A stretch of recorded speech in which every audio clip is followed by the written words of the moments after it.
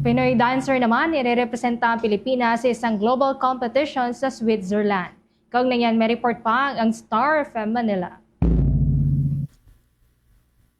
Handa na ang Filipino dancer na si Easy Johnson na irepresenta at ipakita ang galing ng Pinoy sa isang global competition sa Zurich, Switzerland.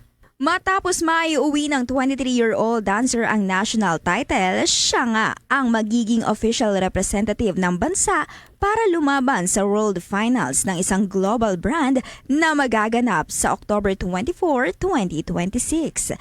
Sa exclusive interview ng 102.7 Star FM Manila kay Easy, sinabi nito na focus niya ngayon ang upskilling at consistent training lalo na para sa kanyang stamina. Gumagawa rin umano siya ng crowd checking dahil kailangan ng versatility sa mga international competition. Ibinahagi pa ni Easy ang kanyang inaasahan sa darating na laban sa ibang bansa.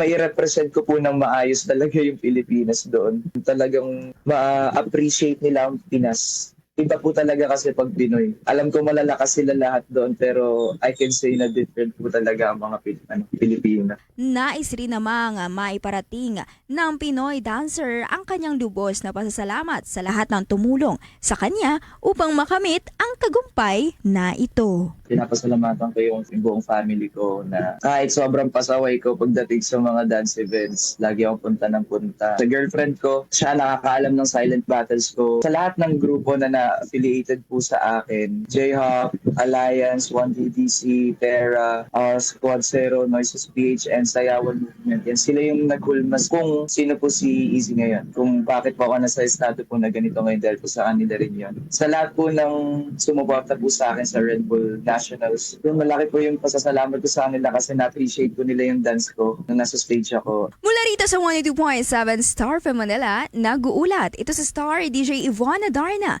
And this is Bombo Radio Philippines, the #1 and most trusted source of news and information. Basta Radio, Bombo!